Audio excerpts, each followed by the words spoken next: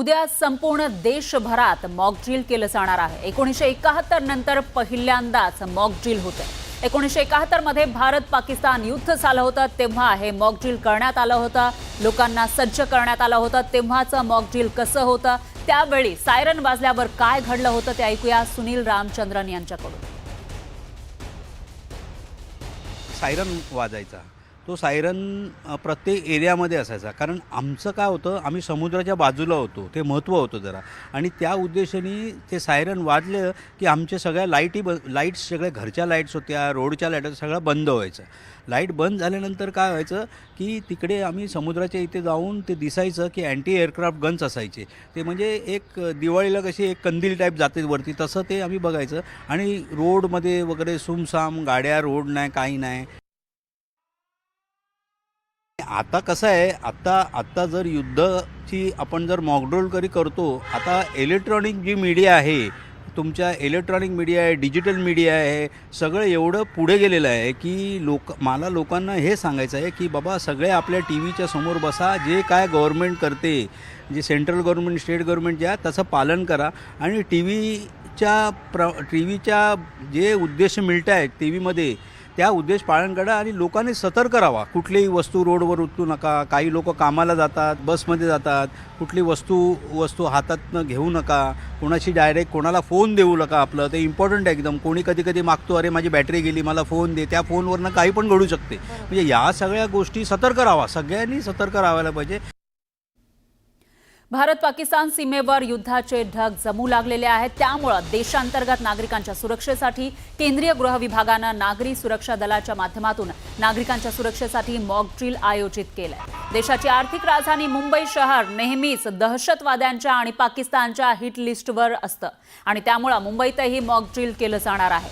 त्याचा आढावा घेतलेला आहे आपले प्रतिनिधी उदय जाधव यांनी। देशाची आर्थिक राजधानी मुंबई शहरात आपण आहोत। दक्षिण मुंबईमध्ये सर्वांचं लक्ष असताना या दक्षिण मुंबईमध्ये आपण पाहिलेलं आहे की देशाच्या सर्व आर्थिक महत्त्वाच्या ज्या संस्था आहेत त्या दक्षिण मुंबईमध्ये आहेत। स्टॉक एक्सचेंज असेल, रिझर्व्ह बँक ऑफ इंडिया असेल, SBI बँक असेल, त्याचबरोबर नौदलाचा तळ असेल, माझगाव गोदी असेल, आणि त्याचबरोबर BRC अशा अनेक महत्त्वाच्या संस्था या मुंबई शहरामध्ये आहेत। जेव्हा गृह मंत्रालयाने मॉक ड्रिलची घोषणा केलेली आहे, त्यानंतर सायरनचे जे आहे ते टेस्टिंग करण्यात आलेलं आहे संपूर्ण मुंबईमध्ये। सायरनचं टेस्टिंग केल्यानंतर संपूर्ण मुंबईमध्ये जवळपास 39 सायरन जे आहेत ते सुव्यवस्थित असल्याचं सांगण्यात येत आहे। त्याचबरोबर ठाण्यामध्ये देखील आज 5 सायरन जे आहे ते वाजवण्यात आलेले आहेत। सर्वसामान्य नागरिकांनी सायरन वाजल्यानंतर स्वरक्षणासारखी पुढचं पाऊल जे आहे ते उचलायचं आहे, आणि हे जे आहे केंद्रीय गृह मंत्रालयाच्या एकूणच सूचनेनुसार आणि नागरी सुरक्षा दलाच्या सूचनेनुसार करायचं आहे। कारण कुठलीही गोळी असेल, कुठलाही बॉम्ब असेल ते सांगून येत नाही, त्यामुळे संकट कधी सांगून येत नाही। त्यामुळे सर्वतोपरी आपला स्वतंत्र बचावाची तयारी जी आहे सर्वसामान्य नागरिकांना करायची आहे। देशांतर्गत आपल्या सीमांचं आणि आपल्या नागरिकांचं आणि आपल्या शहराचं संरक्षण करण्यासाठी स्वतः आता नागरिकांनी देखील एका सैनिकाप्रमाणे आज्ञेचं आणि शिस्तीचं पालन करायला पाहिजे। व्हिडिओ जर्नलिस्ट संदीप पवारसह उदय जाधव, न्यूज 18 लोकमत, मुंबई।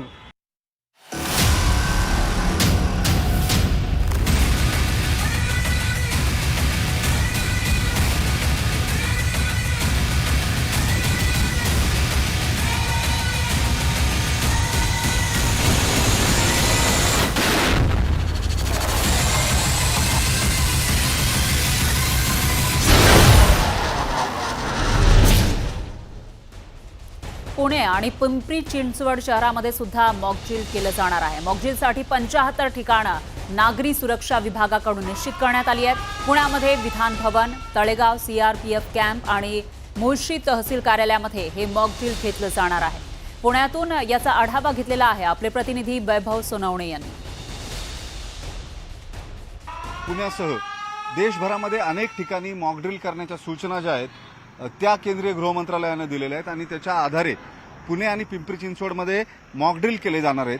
सगळ्यात महत्त्वाची बाब म्हणजे पुणे आणि पिंपरी चिंचवड निवडण्यामागचं प्रमुख कारण जे आहे ते म्हणजे पुण्यामध्ये आणि पिंपरी चिंचवडमध्ये असलेल्या सैन्याची आस्थापनं, संवेदनशील ठिकाणं। पुण्यामध्ये जवळपास अशी 75 ठिकाणं जी आहेत ती नागरी सुरक्षा विभागानं संवेदनशील म्हणून नोंदीवर घेतलेली आहेत, जिथं हे मॉक ड्रिल केले जातील। युद्धजन्य परिस्थिती निर्माण झाली तर नेमकं काय करायचं याबाबतची माहिती नागरिकांना असावी, त्यांनी त्यासाठी तयार असावं, यासाठी हे मॉक ड्रिल केलं जातंय असं सांगितलं जातंय। पुण्यामध्ये सैन्याच्या महत्त्वाच्या ज्या आस्थापना आहेत त्याच्यामध्ये आपण समोर जी पाहतोय ती ऑर्डनन्स फॅक्टरी, याचा अर्थ अतिविस्फोटक निर्माण जे आहेत, हा एक्सप्लोजिव्ह फॅक्टरी जी आहे खडकीची, तिथं मोठ्या प्रमाणावरती दारुगोळा जो आहे सैन्यासाठी लागणारा तो बनवला जातो. रणगाड्यांचा असेल किंवा बंदुकांसाठी लागणाऱ्या गोळ्या असतील, विस्फोटक जे आहेत ते इथं तयार केले जातात. केवळ हेच नाही, बॉम्बे सॅपर्स असेल, लोहगावचं एअरफोर्सचा एअरबेस असेल, या सगळ्या अनेक यासारख्या संवेदनशील आस्थापना ज्या आहेत सैन्याच्या त्या पुण्यामध्ये आहेत. देहू रोडला ऑर्डनन्स फॅक्टरी आहे. या सगळ्या सैन्याशी संबंधित असलेल्या ज्या आस्थापना आहेत, सदर्न कमांडचं महत्त्वाचं कार्यालय जे आहे, दक्षिणेचं सैन्याचं मुख्यालय जे आहे ते सुद्धा पुण्यामध्ये. त्याच्यामुळे या सगळ्या संवेदनशील आस्थापना असतील किंवा त्यांच्यासोबत धरणं, त्याचबरोबर इंडियासारखा परिसर असेल आणि IT कंपन्या जिथं 5,000 पेक्षा जास्त लोक काम करतात अशा कंपन्यांच्या इमारती, या सगळ्या या मॉकड्रिलच्या दरम्यान संवेदनशील म्हणून गृहीत धरल्या गेलेल्या आहेत. अशा 75 ठिकाणांची नोंद जी आहे ती नागरी सुरक्षा विभागानं केली आहे. त्यापैकी काही ठिकाणी उद्या मॉकड्रिल केले जातील, ज्याच्यामध्ये सगळ्या सुरक्षा दलं जी आहेत ती सहभागी असतील. स्थानिक पोलीस असतील, NCCचे जवान असतील, NDRF असेल. व्हिडिओ जर्नलिस्ट सचिन अन्साटेसह वैभव सोनवणे, न्यूज 18 लोकमत, पुणे. तर महाराष्ट्रामध्ये मॉकड्रिल होणाऱ्या 16 शहरांमध्ये छत्रपती संभाजीनगर या शहराचाही समावेश आहे. मॉकड्रिलसाठी छत्रपती संभाजीनगर शहराची का निवड केली असेल त्याचा आढावा घेतलेला आहे आपल्या प्रतिनिधींनी. महाराष्ट्रामध्ये 16 ठिकाणी ही मॉकड्रिल केल्या जाणार आहे. त्यामध्ये छत्रपती संभाजीनगरचा देखील समावेश करण्यात आला आहे. मी आता छत्रपती संभाजीनगरच्या पोलीस आयुक्त कार्यालयामध्ये, आपण जर सकाळपासून जर या ठिकाणी बघितलं तर संपूर्ण अधिकाऱ्यांच्या ज्या आहेत त्या मीटिंग या ठिकाणी सुरू आहे.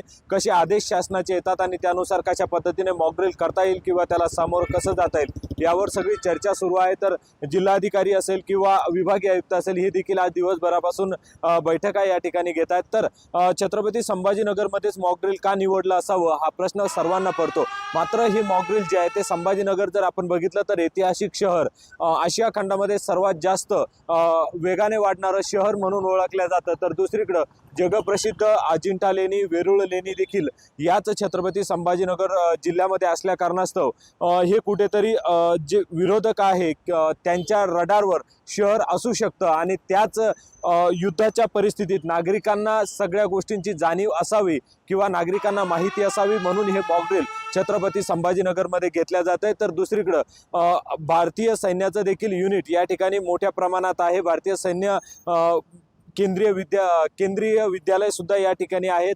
तर आर्मीचे कॅम्प सुद्धा मोठ्या प्रमाणात या ठिकाणी असल्यामुळं हे शहर निवडलं असावं असा अंदाज व्यक्त केला जातोय. अविनाश कानडजे, न्यूज 18 लोकमत, छत्रपती संभाजीनगर.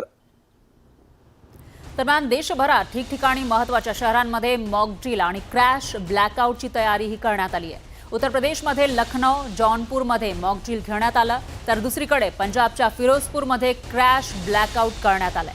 फिरोजपूर भागामध्ये सैन्याची छावणी आहे. या पार्श्वभूमीवर 4 मे रोजी रात्री 9 ते 9:30 वाजेपर्यंत इथं ब्लॅकआउट करण्यात आलं होतं. या काळामध्ये फिरोजपूरमधील रहिवासी भाग, आस्थापना, रस्त्यांवरील पथदिव्यांवरील लाईट बंद ठेवण्यात आले. तर अरुणाचल प्रदेशमध्ये सुद्धा मॉकड्रिल करण्यात आलं.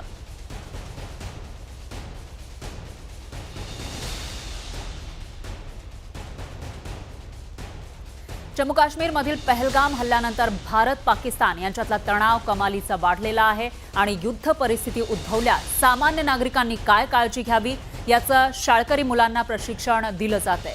जम्मूमधील एका शाळेमध्ये विद्यार्थ्यांना सायरन वाजल्यानंतर काय काळजी घ्यावी याचे धडे देण्यात आले.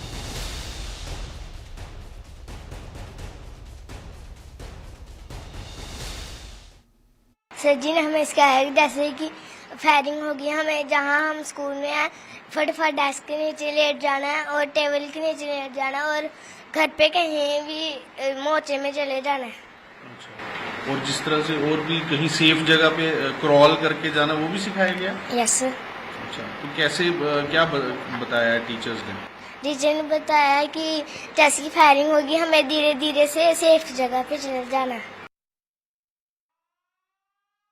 सर ने कहा जब भी इधर फायरिंग होएगी डेस्क के नीचे फटाफट लेट जाना है, घर में जहाँ कोई मोर्चे हैं तो उधर भी छुप जाना है.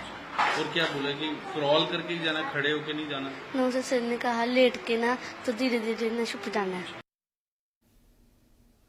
भारत पाकिस्तान सीमेवर युद्धाचे ढग जमू लागले, त्यामुळे देशांतर्गत नागरिकांच्या सुरक्षेसाठी केंद्रीय गृह विभागानं नागरी सुरक्षा दलाच्या माध्यमातून नागरिकांच्या सुरक्षेसाठी मॉक ड्रिल आयोजित केलंय. देशाची आर्थिक राजधानी मुंबई शहर नेहमीच दहशतवाद्यांच्या आणि पाकिस्तानच्या हिट लिस्टवर असतं. त्यामुळे मुंबईतही मॉक ड्रिल केलं जाणार आहे आणि त्याचा आढावा घेतलाय आपले प्रतिनिधी उदय जाधव यांनी. ही ताजी दृश्य आपण बघू शकतोय. पोलीस सज्ज झाले आहेत, डॉग स्क्वॉड सुद्धा सज्ज असल्याचं आपल्याला पाहायला मिळत आहे.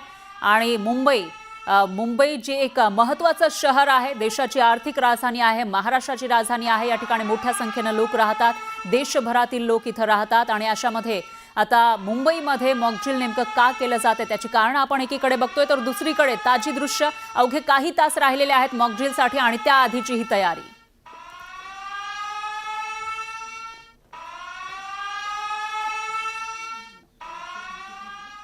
तर मुंबईसह इतरही ठिकाणी अशाच पद्धतीनं तयारी केली जाते. मॉक ड्रिल उद्या घेणार आहे. अवघे काही तास राहिलेत आणि या विषयीचे